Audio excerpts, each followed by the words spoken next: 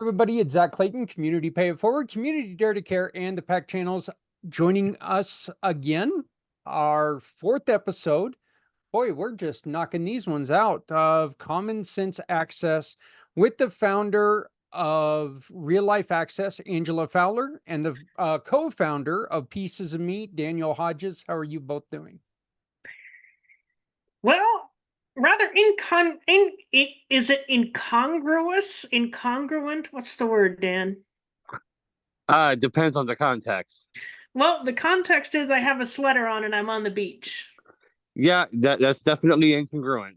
Incongruent. Although, Okay, so when I took my ex-wife on a trip to San Diego in June, I somehow literally had to buy her a sweater to be on the beach. So maybe it's not. well, okay. Well, but there's a reason for that. Now, as professionals, we're always working to up our game, right? And my game, my tools do not include the ability to produce stunning visuals and camera work and things without, some sort of coaching, assistance, luck, winning the lottery, whatever. So I was told last week, I said, you by my very kind business coach. I mean, just one of the sweetest people. But she's very kind and very straightforward at the same time, right? So she's like, "No, Angela, I say this in love. I want you to look your most professional for this upcoming corporate launch. You really need to get your dresser out of your background." Yeah. So I said, yeah, you know what, Kathleen, you're right. So I've been experimenting with virtual backgrounds, and I said, you know what, I want to be on the beach right now. So I just put myself on the beach, and then Zach pointed out, you are on the beach, you're wearing a sweater, this looks incongruent. So I said, you know what, I'm going with it. Yeah, let's be honest with some of the weather we've got going on in the, Gulf of Mexico right now. Uh, the beaches Nothing aren't surprises exactly what they're anybody. supposed to be. Okay, so I don't think that there's anybody who's going to blame anybody for wearing sweaters or scuba gear or any of that right at this moment. So That's what I should have done. yeah, yeah, scuba I gear. should have got some scuba gear. So, our topic today is one that really should be interesting to a lot of people because this is dealing with a lot of the myths. Some of them are ones that are understandable, and then some of them are just flat out ridiculous. But they're true myths that certain people have. These are things that people truly do think. As ridiculous as they are, there's misconceptions out there that this is the way it is. So, And Angela, why don't you get us started? well, the first myth. Now we've got six myths here. Three of them are going to be, when you think about it, yeah, understandable, even though they might seem ridiculous on the surface to someone who's been blind all their life. We've got three that are really kind of out there. So we're going to alternate. Now, Zach, do you have the email I sent you with the list of myths? Yeah. And Okay. the first is if you don't see a disability, it doesn't exist.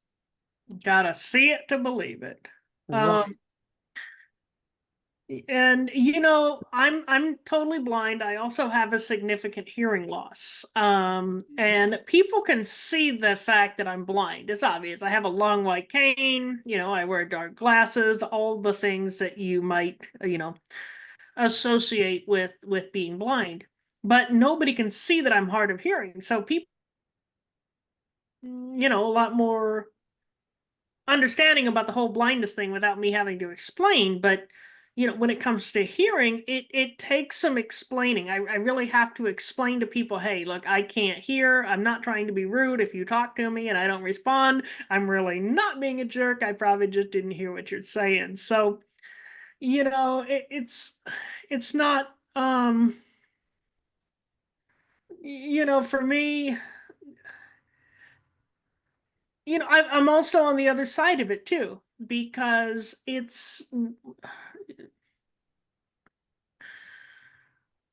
if I don't have a reminder that something is a thing, then sometimes I just go, through life like the wrecking ball that I am, and I don't consider it as much as I should. So, Dan, do you want to take a stab at this as well?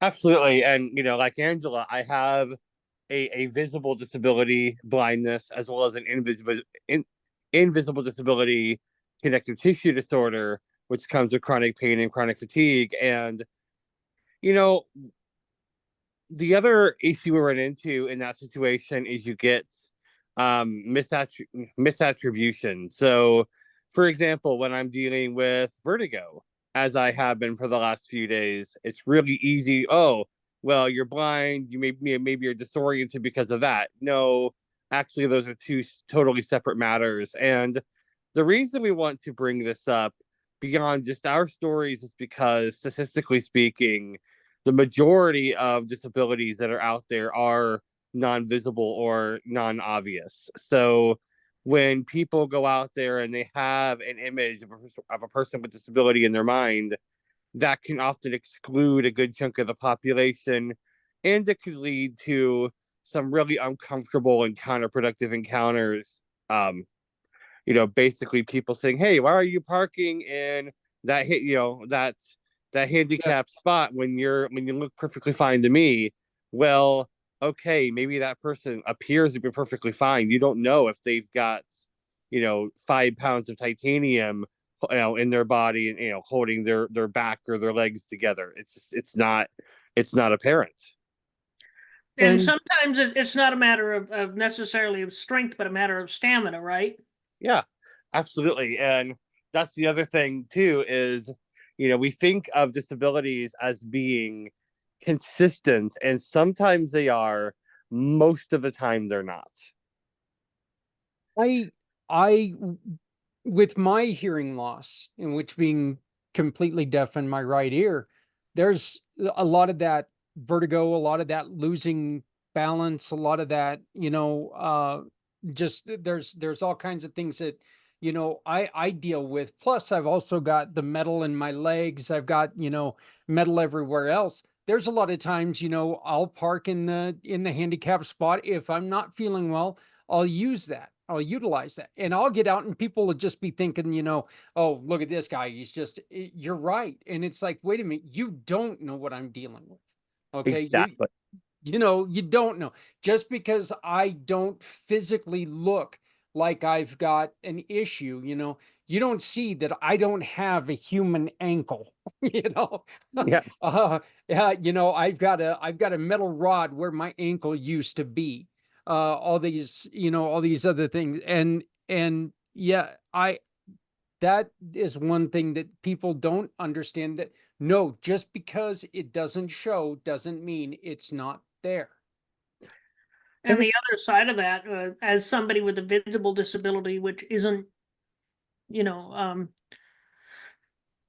physical in the sense of it's sensory, not physical. Mm-hmm. Um, I have been at various times in my life pressured to get a handicap placard and park in the handicap spot for the convenience of other people. And I'm like, no, I don't, one thing, I don't need it. For another thing, I don't want it. And for another thing, no. Yeah. So you can't, you can't tell. You can't now, this is not to say that there aren't people that take advantage of the system, because there are. Oh, absolutely. But you can't tell. You can't tell the difference by looking. You may think you can, but really you can't. And really and truly, the good that could be accomplished by ferreting out the few that game the system, in my mind, is vastly overshadowed by the harm that is done by just really negative encounters with people who, again, have those non-obvious disabilities, don't really want to be parking in that spot to begin with, but have to do so by virtue of pain and fatigue. The last thing we want to deal with is somebody else who has maybe the best of intentions, but has just made the whole thing that much more difficult to deal with. That's really and truly, it's just the potential good is significantly outweighed by the harm. And nobody likes you know, nobody likes that person. That person that's always going around policing other people's behavior. Oh yeah. Just Yeah. just just just chill. Yeah. Yeah. And, it's, let me ask you this. If somebody were to come up to you and they go, well, why are you utilizing this? I don't even think you're truly, you even truly got this affliction, that makes somebody feel like, well, you know, okay, why am I getting yelled at for being who I am? Right. Yeah, I like, let's put it this way, Angela and Daniel, you guys can both, once again, you both know that you can tell that you are blind. So there is no doubt about it that you've got the physical, or the sensory, like you said, disability of no sight. But if somebody tells you, well, that's it, I mean, you can't drive anyway, why the hell do you need the placard? But there are other reasons to maybe need that placard. It's not just that you're blind. It's not just that, you're going to roll up in your van and park in a handicap spot. yeah, and Zach, I don't know about you, but we're both guys who have middle in our feet and legs. I've got middle in Mhm. both feet, middle in both femurs, and there's going to be more coming later. And I don't know about you, but there's always been that tendency to say, well, is it worth it to go through the hassle of parking here, or should I just tough this out? Should I just grit my teeth? Should I just tune out the pain? And the last thing we need after we finally cross that point where we're able to accept that it's not a matter of toughness, it's a matter of practicality, the last thing we need is somebody coming up and digging up that question again and having to deal with it all over again. Yeah. Oh, yeah, yeah. I mean, if I'm feeling okay, I don't mind parking elsewhere. I don't care. I'll leave those parking spots open because I don't need them at that point in time. Yep. If I need them, I need them, and I don't want to be questioned about it. Exactly. Yeah, I mean, it's, yeah, I've got better things to do than to talk to you about what I went through, Yeah. physically. So, So basically, yeah, don't assume. Um, if sometimes if we all minded our own business, we would get so much further in life. right. Um, Now, people, with, okay, let me see here. Now we'll go on to one of the ridiculous ones. We are entering the realm of the Right, ridiculous. right. And you have down here that blind people know sign language. You have no idea how many times I get this question. Now let me just explain this. Okay. The eyes and the ears are two completely separate. When the eyes don't work, we can't see sign language. When the ears don't work, we need sign language. And People may be getting it mixed up with tactile sign language, which is a thing. But the thing about it is the vast majority of people don't know that tactile sign language exists. So while I try to give you guys the benefit of the doubt, I just can't. I'll be honest with this one. You're right. This one's a little ridiculous to me. I've never seen somebody, I've never seen somebody who has lack of sight and walked up to him and tried to give him sign language. I wouldn't think that was not that I know sign language anyway. Well, It's if you did, you would be wasting your time and effort because we can't see you. right. And I guess this is kind of one of those that would be like walking up to a deaf person and talking slowly. Talking slowly and loudly. As if that, or talking to somebody that doesn't speak English good and speaking louder. Yeah. Like, no, that does not work. That does not work. Raising the volume of your voice does not enable them to understand you better. You speak more slowly and articulate your words better, unlike most Americans that like run our words together. And I'm in that camp too. I do the same damn thing. Oh yeah. But and on that note, pro tip: as somebody with a hearing loss, speaking louder and especially in an echoey situation doesn't help me either. Yeah. We've talked about it before that if I'm in a busy situation, I'm hearing everything. I'm hearing everything out of one ear, and it makes it very, very complicated. Everything at the same time. Yeah, you're hearing everything at the same time. You're hearing things that you don't want to hear. You're hearing conversations you don't want to hear, and it gets confusing, aggravating, all those things in one. And if you're sitting there yelling at me, that doesn't help. It does not make it any better. Not helpful at all. Daniel? Yeah, and I'll throw on this too. We get all the time, okay, where is such and such thing? Oh, it's over there, as they point. Yeah. Yep. It's a thing, and it happens frequently. But again, pro tip here, a lot of people don't know how to give directions effectively based on a clock face. If you think about an old analog clock, 12 o'clock being directly in front of you, 6 behind, 3 to your right, 9 to your left. That is actually it's a much more intuitive way and a much simpler way to give directions, even for somebody who's not necessarily great with their left and rights. And we've learned that most people don't know their cardinal directions. Okay. The face of the clock will work if it needs to. Well, it will work if you are oriented, because when I'm facing you, my 12 o'clock is actually your 6 o'clock. That's true. Now, other things that you can do, give directions in relation to a known object. So I finally trained my dad when he'd park, and he would try to give directions in relation to the way that I'm facing while I'm in the process of getting out of the vehicle. So I finally got him trained to give directions in relation to the way the vehicle is facing.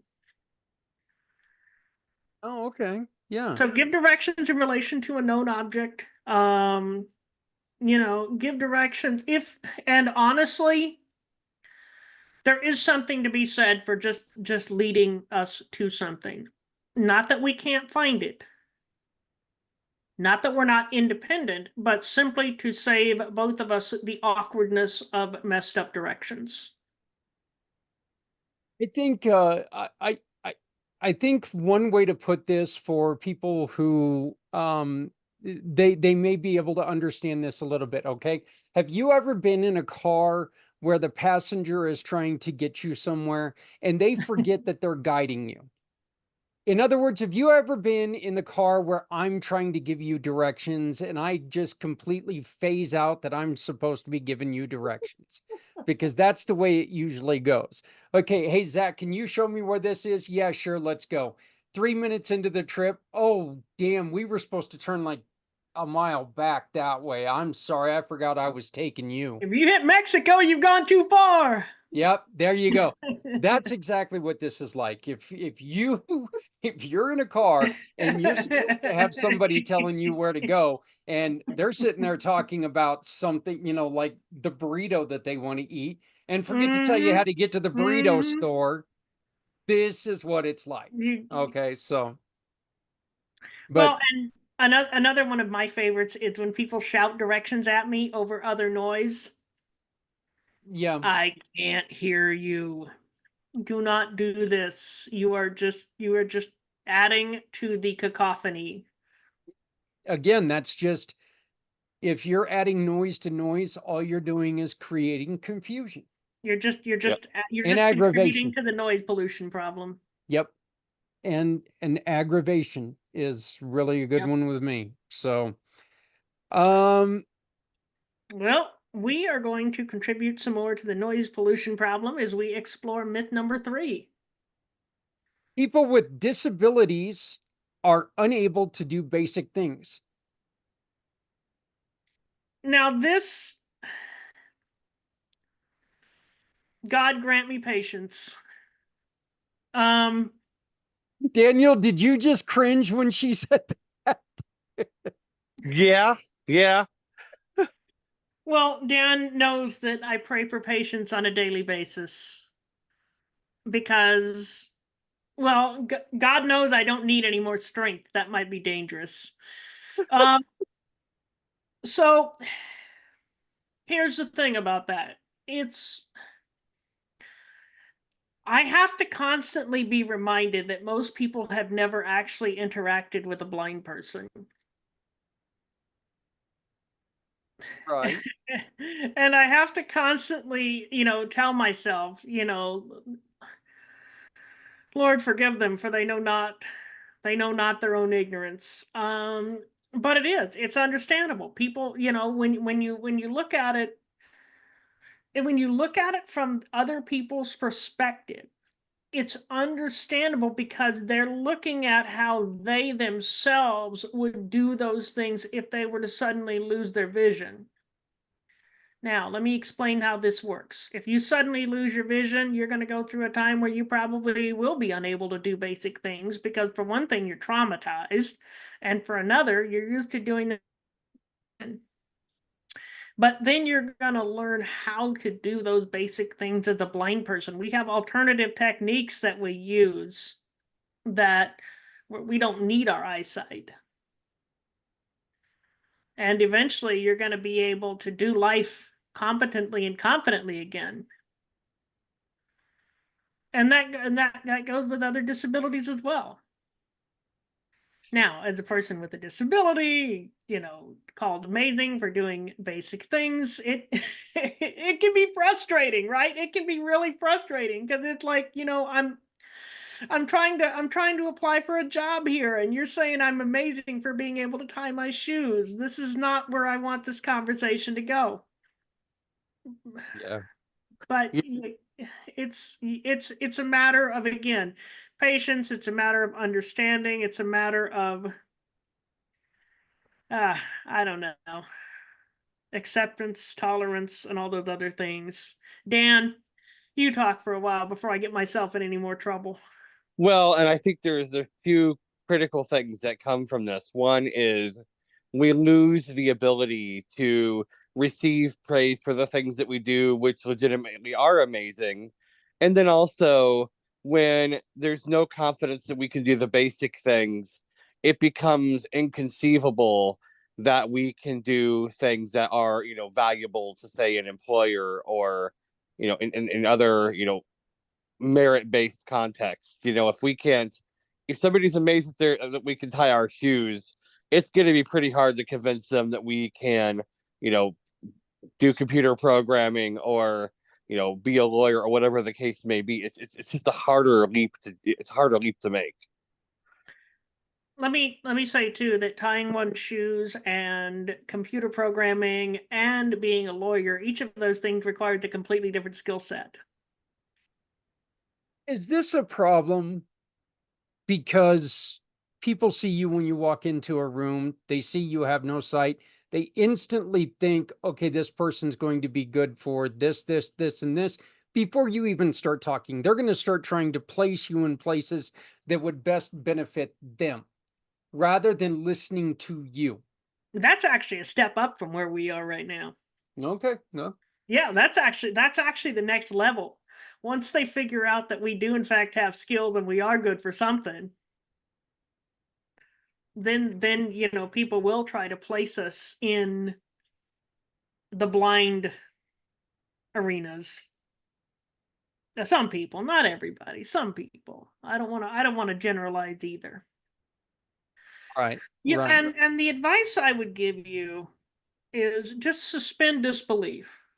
You know, if you see somebody with a disability and you think, oh my goodness, they're so amazing for doing this, just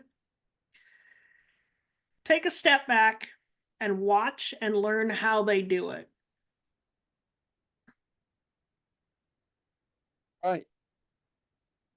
Daniel, do you have anything to finish this one out?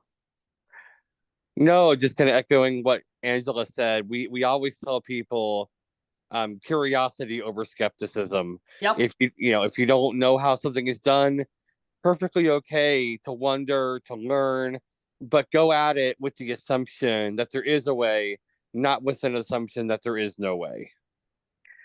And see, on my experience, I came, I lost my hearing into my 40s. So, the hearing, and then I ended up with my, the disabilities in my legs and in the brain injury and stuff. I did that in my 40s, so I know what it's like the later on in life. When you're born with it, the learning is completely different.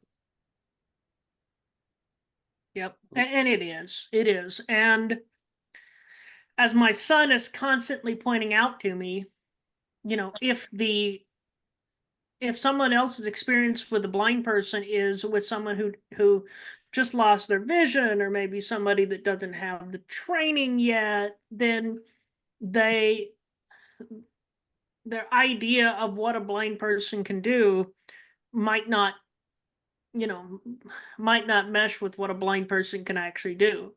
But that's their experience. That's what they've seen. So, you know, I tell people, when you met a person with a disability, you met one person with a disability. Mm. You know. Well, and again, not every disability is the same. Right. One blind person's experience is not going to be the same as another person's their experience as a blind person. I mean, everybody's going to experience things in a different way. So, right? Yep. Absolutely. Okay, the next one that is ridiculousness. Guide dogs know how to cross a street. And they know what street you're on, and they can read signs and directions, and they can take you to places that you've never been. Guide dogs, this is what guide dogs know. Guide dogs know how to get you out of the way of something that's about to hit you if you make a mistake in crossing a street. Guide dogs also know how to guide you around obstacles. Now, they can be trained, they can learn to take you to familiar places. So if you take the same route to work every day, the guide dog will just, hey, we must be going to work. Which becomes problematic when you're actually going someplace else and you mindlessly follow the dog. I've seen that happen.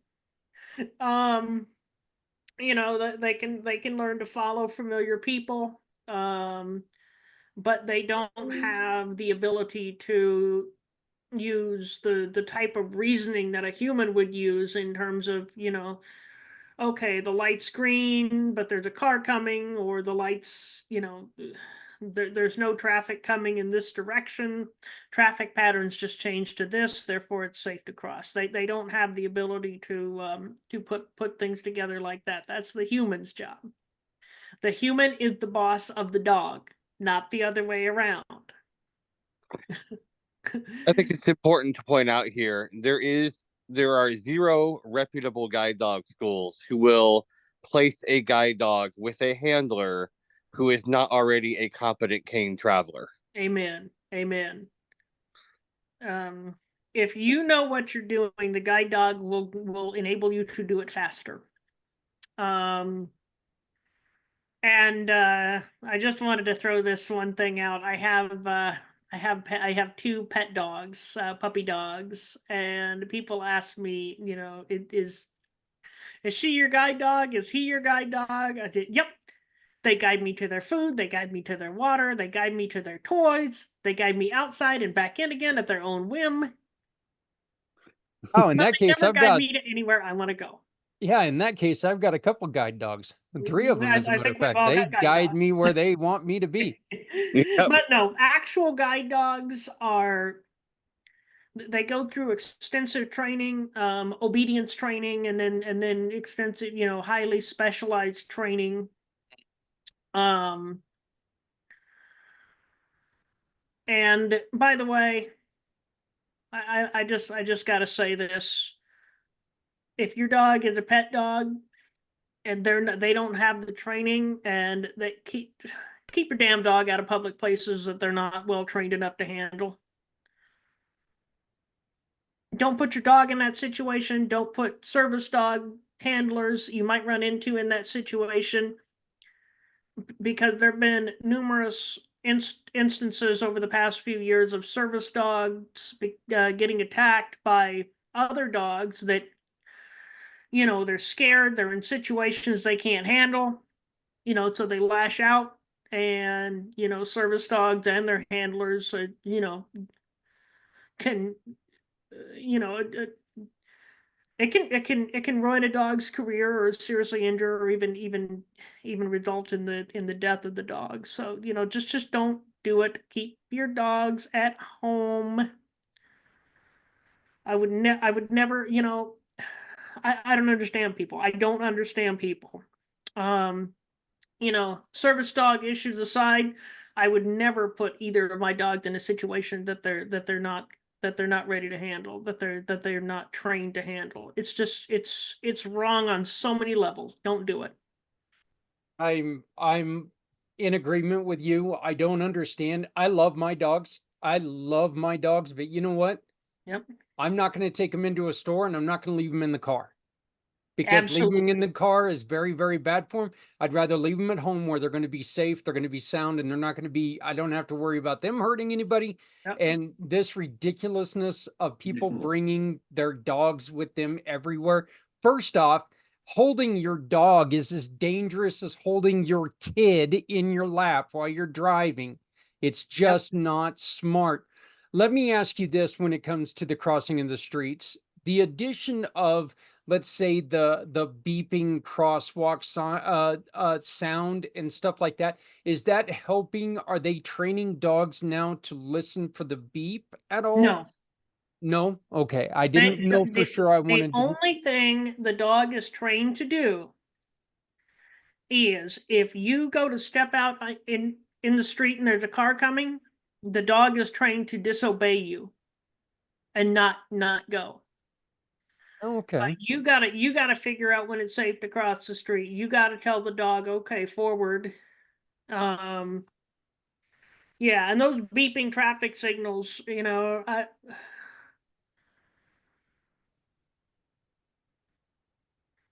distracting for me. I mean, a lot of blind people love them. They're the thing, but they don't tell you. They tell you when the light change. They don't tell you that if some idiot's going to be, running the light. And so, yeah, they're overrated. Yeah. And again, this is where, in a situation where, you know what? We all know the people in back of us are impatient, and we need to stop at that yellow light, but we can see the people behind us gunning it, thinking that they can make it. Mhm. And you got to remember, there are people who, they can't see that you're running a yellow to red light, and this is dangerous. Again, we need to take our time. We need to relax a little bit, and we need to realize, hey, you know what? If we're running late, leave a little earlier. Don't do stupid stuff.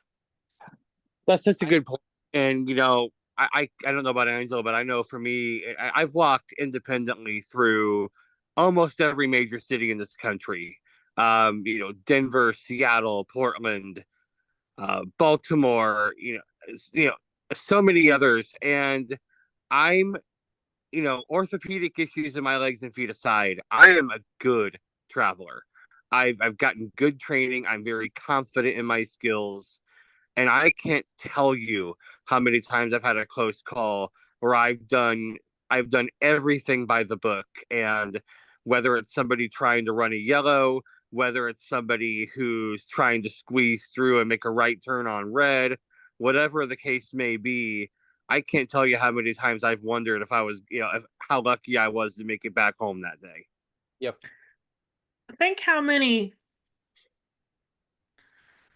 accidents, be they, automobile on automobile, automobile on pedestrian, how many accidents, how many tragedies would be saved if we all just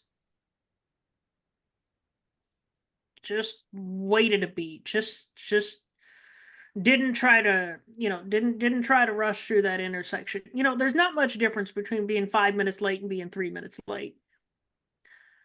The time that you're saving is not worth the stress that it causes you and other people to rush through life like that. Just slow down. You're gonna get there. And like Zach said, leave a little earlier.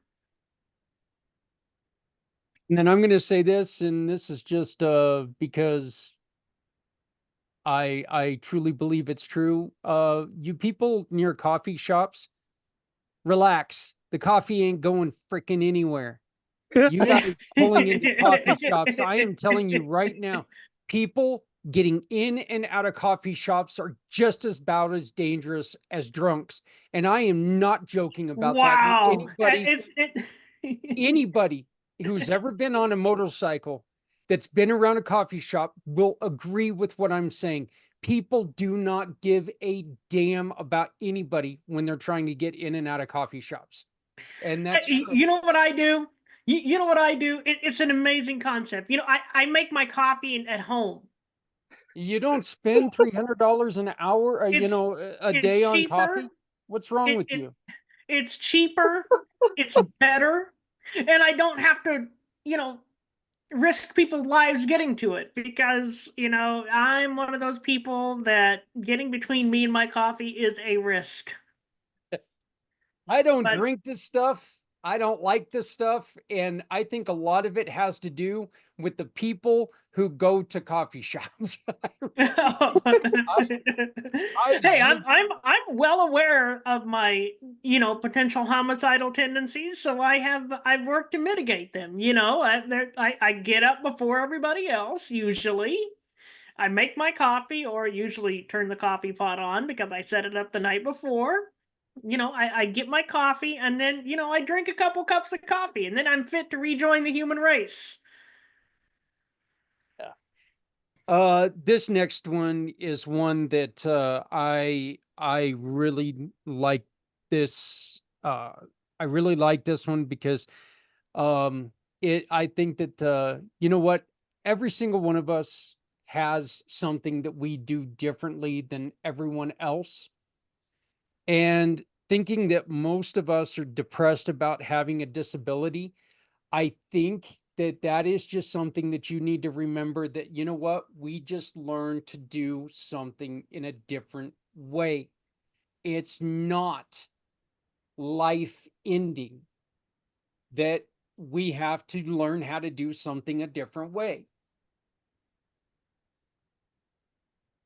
I was having a conversation with an advisor to the organization a couple of days ago who um, works works in the realm of religion and spirituality, and was asking about whether it's appropriate to, when they come across someone, to pray for them to be healed.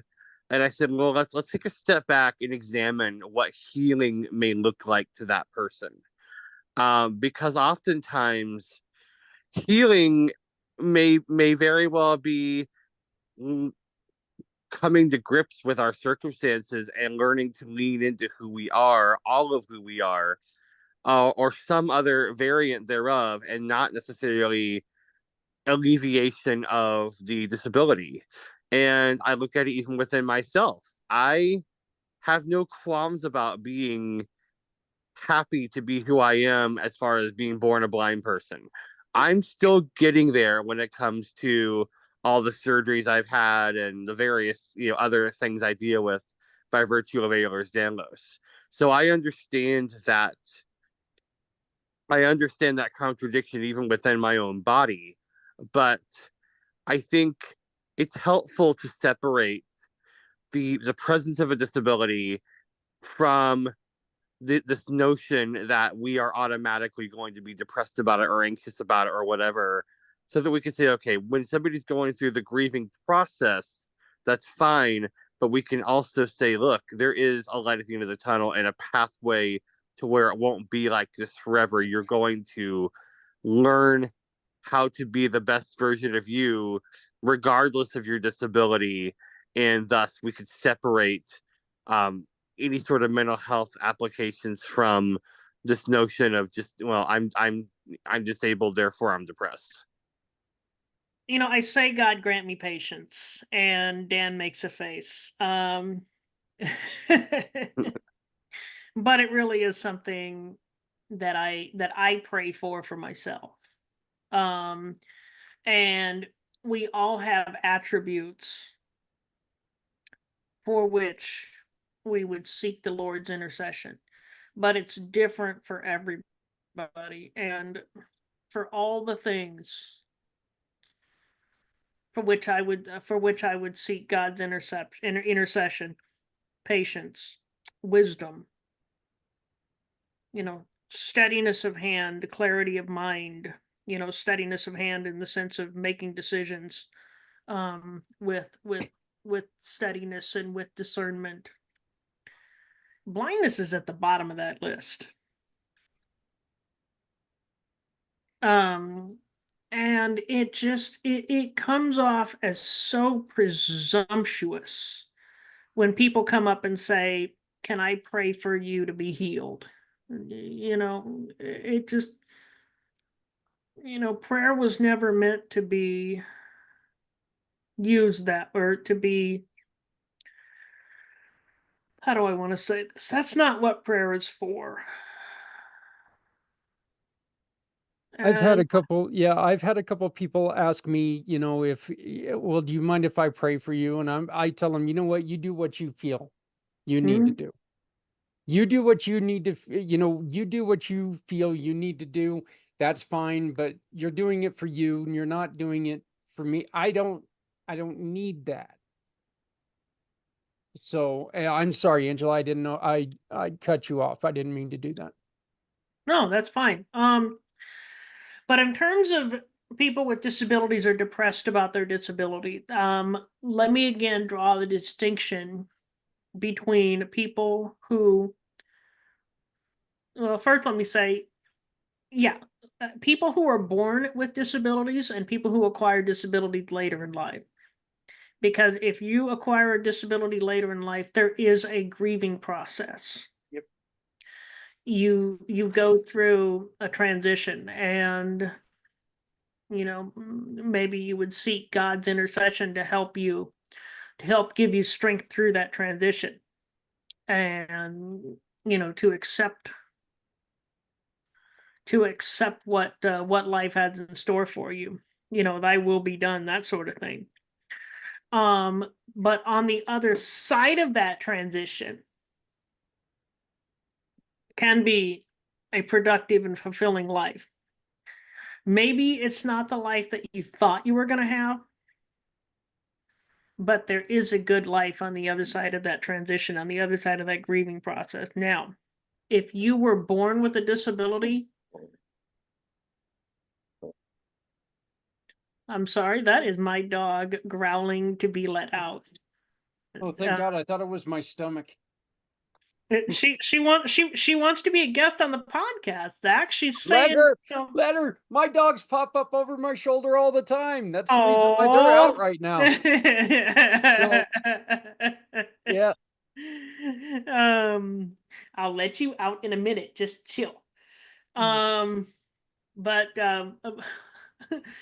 what was I saying before she interrupted? You were talking about how someone like me, there was a, when I first lost my hearing, it was like, you know, it was different for me than it was for you. But somebody telling you that, you know, oh my God, you've got to be depressed because, oh, you're blind. Oh, you can't see the things in the world. You know, I know that this has got to be depressing for you. And no, you see in your own way. Well, I do, and it's if you've never had it, you can, I suppose you can miss the concept of it, but you can never really, you can't really grieve what you never had. Um, and there's a lot to unpack there in terms of, you know, society and other people telling us that we're missing something.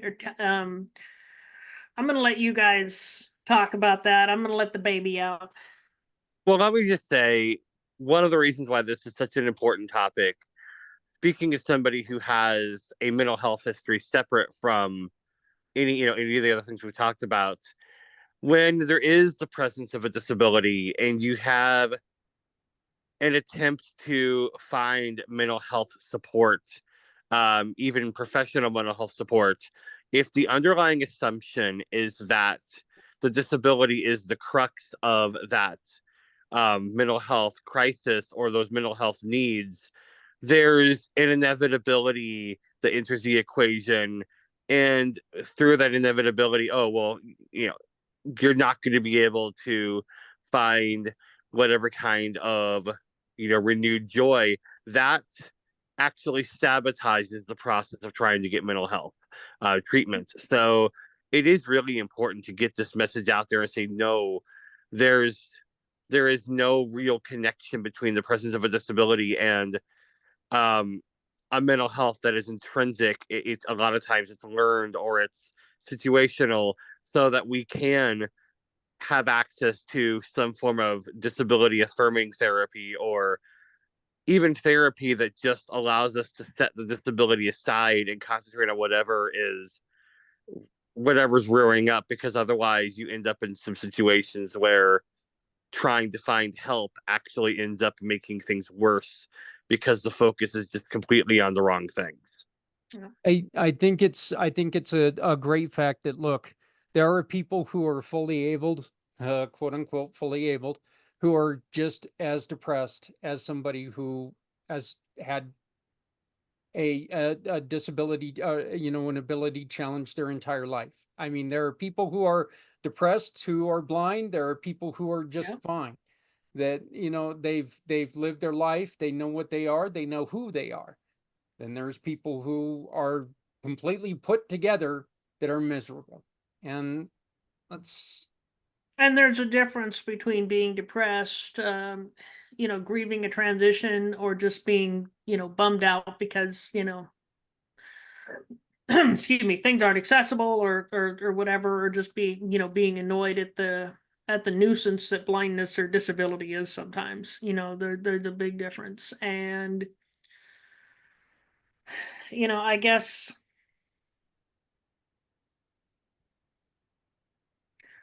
the takeaway, um,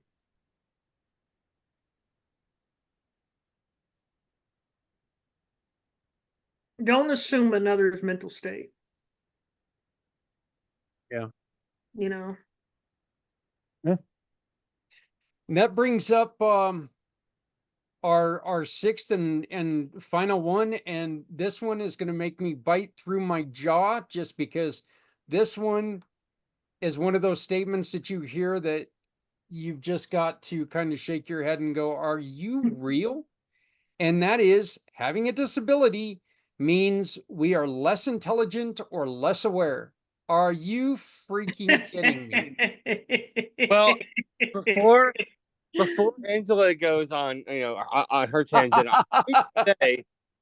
let me just say, as somebody who has a background in education, it never ceases to amaze me that when we're talking about, say, standardized test scores, there's a debate as to whether you include students with disabilities in those test scores, and if you do, just how much we will supposedly weigh those test scores down. There is an assumption that if we are included in those test scores that we're going to comprise most of that bottom quartile. So as much as we may say, wait a minute, does anyone actually think this? Unfortunately, yeah. It's kind of baked into our discussions of education. It's baked into our discussions of employability. It's there, although nobody wants to really put a finger on it, because if we do, we have to ask ourselves some really uncomfortable questions. Well, and it's not just limited to the non-disabled community. I had a very prominent figure in a blindness organization that I'm a part of. And of course, she didn't tell me that. She told a friend of mine this. She basically thought that, I'm a nice person, but I'm kind of, not all there in the head, and a lot of it's just attributed to how I respond in noisy situations. And it's like, no, it's got nothing to do with my intelligence. I just can't hear. And it's, if I'm a dumbass, it's not because I'm blind, right?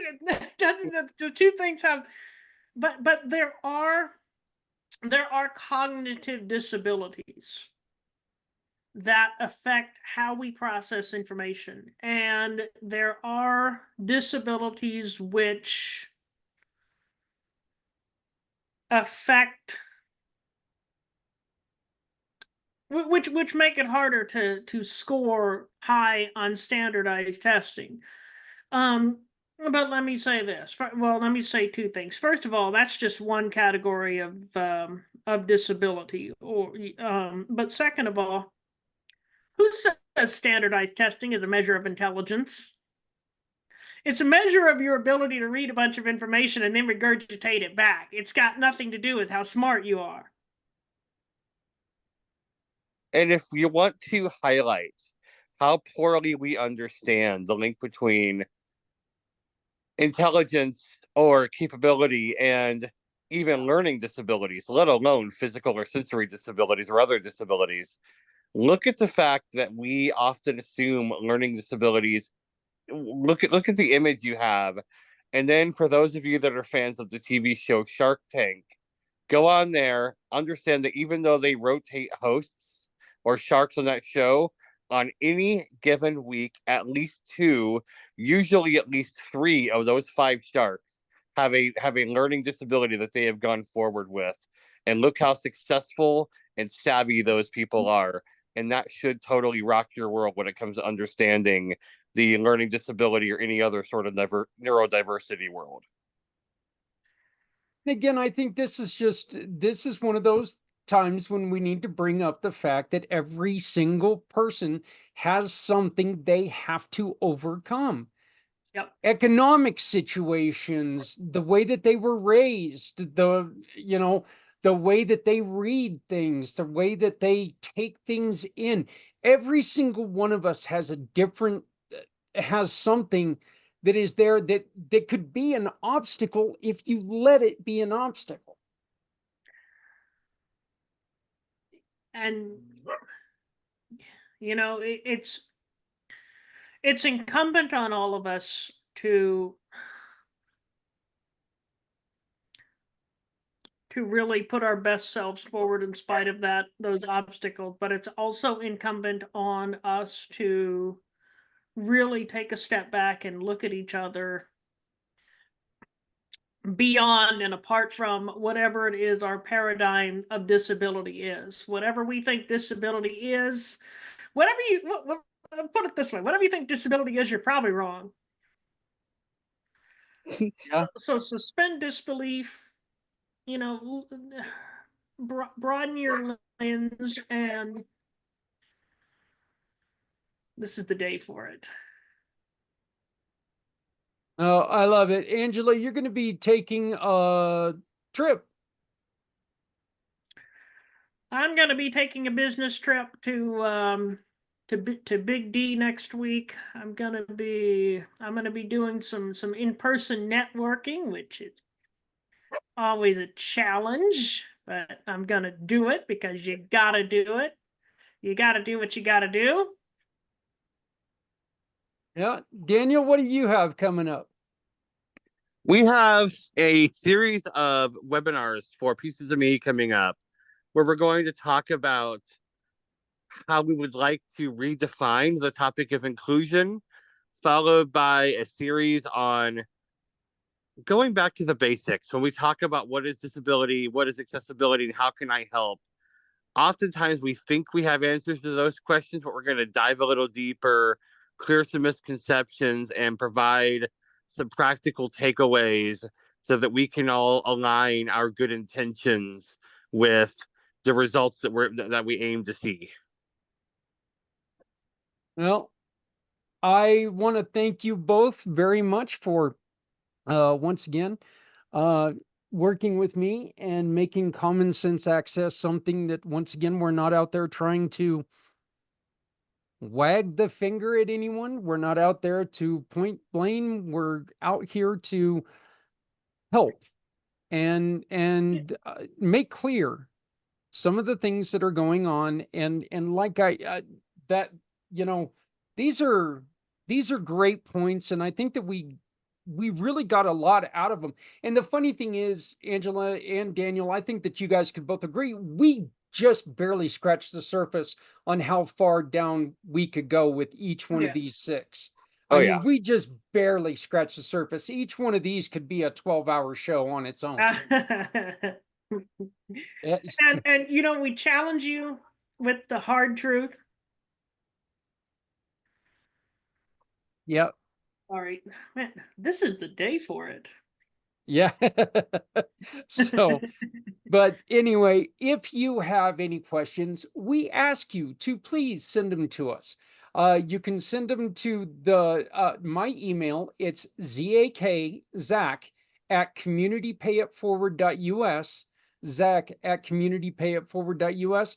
We'll get your questions answered. That's what we're here for. If you need to make a statement about something that we've said, something that you have a question about, we're not afraid to answer anything. We're not afraid to talk about anything. That's what we're here to do.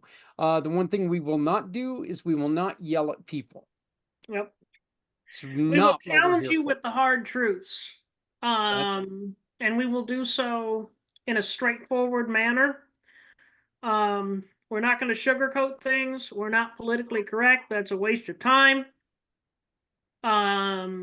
But we can also, you know, if you disagree with something that is said, if you want to, you know, if you want to make your own point, you know, send us an email. If you have a question, send us an email. Hopefully we'll have enough material to do a viewer response show at some point, at some point in the near future. Absolutely. And again, this is something that, you know what, if you have any questions, if you have a question about your website and what you can do to make it better, we've also got people that we work with closely that can help you with that. So, look, this is just, this is something that, you know, Angela, Daniel, we've got other, like I said, we've got other really, really good friends, mutual friends that are in the Community Pay It Forward program, by the way.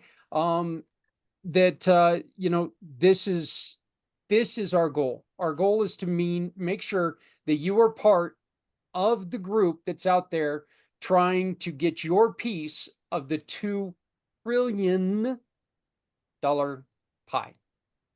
So for Angela Fowler, for Daniel Hodges, my name is Zach Clayton.